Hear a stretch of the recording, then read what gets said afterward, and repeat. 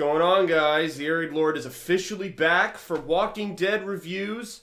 This is going to be a review for episode 9 of season 9 called Adaptation. I watched it last night, and this will probably be the review format going forward. On the Monday, you will get a review, possibly earlier if I have the time, but as it stands now, this is the earliest I can do it. So here's your review for the episode called Adaptation. Now, this had aired on AMC Premiere right after the Super Bowl for the reasons I don't understand. I don't know why AMC thinks people are going to buy their subscription service after the most watched sporting event ever to then watch their show. It always worked that The Walking Dead aired the Sunday after because sports were, generally there aren't as many, football is over, baseball is not on, and you got hockey and basketball, but usually you've got that time slot where people aren't watching football on Sunday so they can be hyped for The Walking Dead. That's usually how it works. I don't get their strategy. But this episode had it was an extended episode by a little bit. I was watching the running time. I think it went like an hour and 15 minutes. So this time around, well, we had a couple of the things we were expecting. Okay, we had Negan breaking out, and Judith catches him, which I'm kind of surprised she let him go. Like, it kind of seemed a little like plot convenient because Negan is a high-profile prisoner, like the highest-profile prisoner that they've ever had. That might change actually this episode, given the fact that they have a new prisoner, but He's like their guy that they've had. He's a testament to Rick's big decision. Carl's death was parlayed into the reason why Negan was kept alive. So for Judith to just, I don't know, maybe she's just a kid, but she's got a gun trained on him when he's trying to climb the fence. It somehow goes from like dark to dusk, and he's still roaming around. He gets himself a shovel. People think he stole Rick's like the plaid shirt, and so, oh no, I'm sorry, what the heck's the color? Manila? It's like a Manila shirt. It's like that, like light brownish kind of shirt that Rick has. Although I'm pretty sure he has that shirt when he gets escorted in the helicopter, right? Because people were saying, oh, Negan has Rick's shirt. It's like, well, didn't he have that when he got saved? Like, that's the shirt he had on during that whole final episode. Back in episode 5 when he had his big departure, but not to depart from the episode. I just wanted to say that, but it is confusing that she did that. I know they've been building a relationship. Negan, other than Father Gabriel when he like takes care of him, Negan's really, or Judith is the only other person that Negan interacts with, and it's like he's basically it's the Carl Negan relationship from the comics that we never got, and we're getting it with Judith. This was my prediction when they did the 6-year time jump when they killed off Carl. I kind of predicted this, so it's good to know that I was right. And it is pretty funny. The thing is, if anyone's a comic fan, they're gonna know that this episode, especially from Negan's perspective, all the Negan stuff, it really was a page out of the last comic book issue that Negan was in. I think that's like 174, 175. It's the issue after the Whispers when Negan gets kicked out and he's on the road just doing his own thing. And then Maggie stumbles across him. It's a little different, but I got the same vibe where Negan kind of, like, he goes on the road, he explores the road, he tries to eat old food, old water, he ends up throwing up. I really love the callback where he goes into the clearing where Glenn and Abraham were killed. I love that's the same wide shot. And Greg Nicotero confirmed this on Talking Dead. It's the exact same wide shot when Negan throws the axe and he's like, we'll be back in 2 weeks, ta-ta. And it's that same shot, which is just incredible. Genius filmmaking. So with all of that, you have Negan slowly making his way to the Sanctuary, which was interesting because this is the first time we're seeing the Sanctuary 6 years later. And It's a mess. It's a mess. It's got walkers crawling all over it, and Negan, I guess, had some high hopes that it might still be around. To be fair, he hasn't really been out in civilization. I don't think people are giving him information on what's going on. I know Judith was talking to him about the newcomers, but I don't for a second believe that they would be giving him any sort of, other than stuff he hears through his little window there. I can't really imagine that there's anything else going on. So he goes to the sanctuary. He's thoroughly disappointed, and there's the scene with the dogs where he gets chased by dogs, and he gets another leather. I mean, he needs a leather jacket. The thing is, he's searching for an identity he can't find. He tries to put on the leather jacket. He's holding the crowbar, the shovel. He's holding it over his shoulder like it's Lucille. He's trying to replicate his old persona, and it's just not working. I mean, you see so many classic shots from the old Negan where he's sitting at the table with his generals. Now he's sitting at the table all alone. There's the shot from the trailer where he leans on that railing, the yellow railing, where he kind of overlooks where everyone used to kneel to him. And literally, there's 3 shots. The clearing, where Glenn and Abraham were killed. The railing, that's kind of like his altar, where he overlooks all of his workers and subordinates. And then the meeting room. And then there's the meeting room where he would have those discussions. They all get together when they're trapped inside and they're trying to figure out what the issue is. So it's a throwback, but it's thrown into the mix. Like, you see the passage of time, and you realize with these comparisons that things aren't as they once were. This is a new world. It's 6 years later. Negan's even a little shaken up. He's like, oh, how do I kill a walker? I mean, he hits it with the shovel, like half its face slices off, and then he has to resort to going on the overhead swing. And, like, he has to get reacquainted to the world. Like, he hasn't killed a walker in 6 years. And the show definitely kept up with that. Like, they didn't ignore the fact that Negan had been locked up for so long and that he needed to reacquaint himself with the world. And I like that. I like seeing the sanctuary so decrepit. We're probably never going to see the sanctuary again. It was basically just an update to say, hey, here's this place that we used to do stuff at, and I could imagine they'd probably tear down the set. I mean, because in the comic book, the sanctuary is still standing and there's still saviors there, but as we've discussed, the saviors are dispersed between different groups. The group itself does not exist. The saviors don't exist anymore. They just exist with other groups. I mean, Carol killed off the last of the saviors, those marauders with Regina and those guys. Once she killed them, those were the last bits of saviors that were left. So we had the Negan stuff, and then it ends with Judith.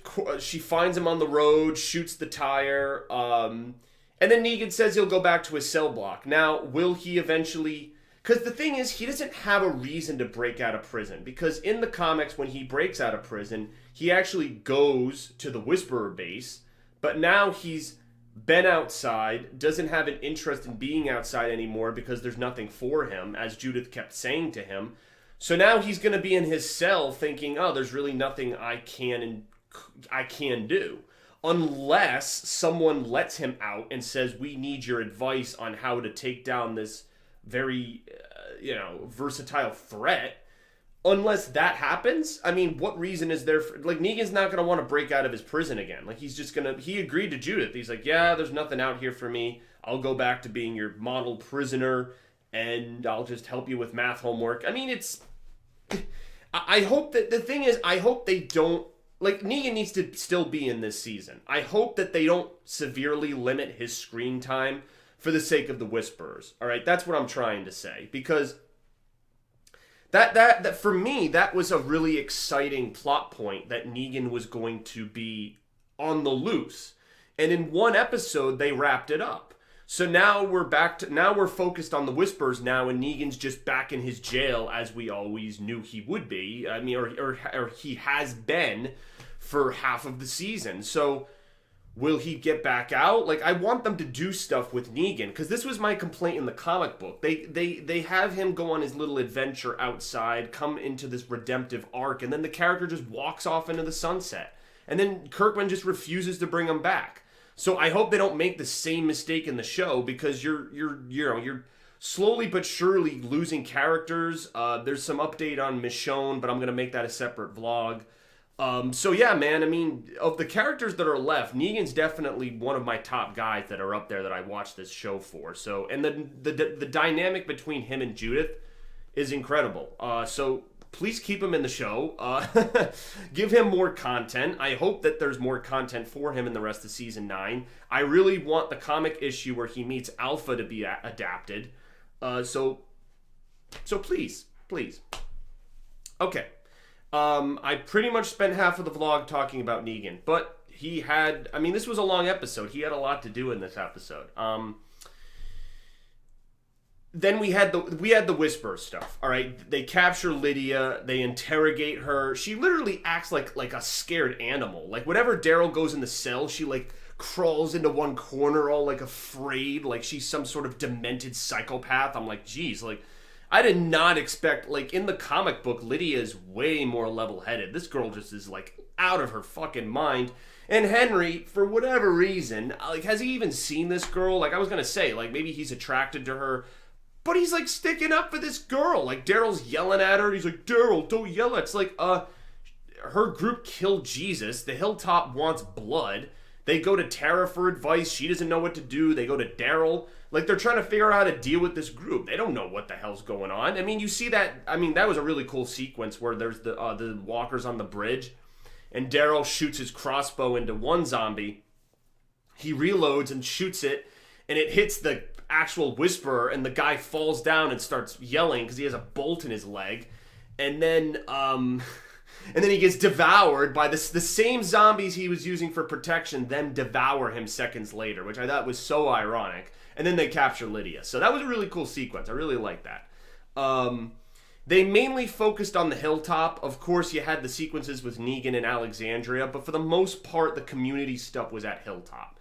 You had Luke and Alden going out. You could tell that this was set up for them to get captured. Of course, by the end of the episode, Alpha herself captures them. My friend pointed this out to me. She was using Yumiko's arrows as, like, they were stuck in the trees and they were following them, and it was actually a trap. So all along, because I was like, why are all these arrows just stuck in the trees? And she was actually leading them into a trap. I was like, oh shit, damn, that's kind of creepy. So, I'm assuming Alpha's aware that Lydia's in custody.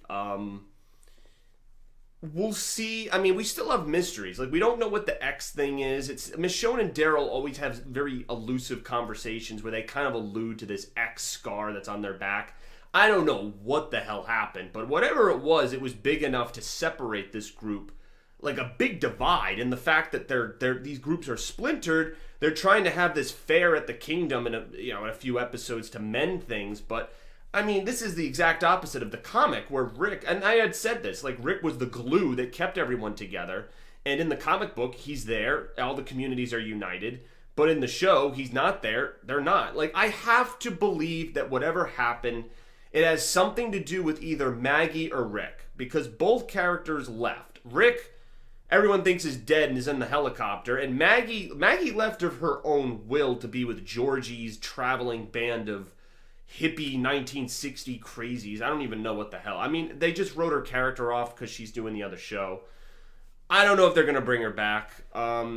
It's getting so tricky. For me, I just got to watch the episodes and not do 100 hours of speculation, because at the end of the day, the content is the content. The show is the show. They're not going to go back and rewrite the show after an episode's aired.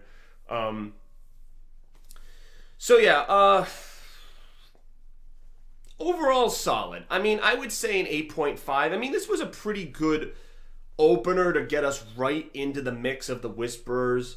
It was frustrating. Lydia was it was so obvious she was lying, and then she was, just using Henry. Henry's, using his dick instead of his brain. Again, he hasn't even seen this girl. Like, I know that they're probably going to give him Carl's storyline so that he could hook up with Lydia. I even saw in one of the previews, two people are holding hands by a cell bar, and it looks like it might be them.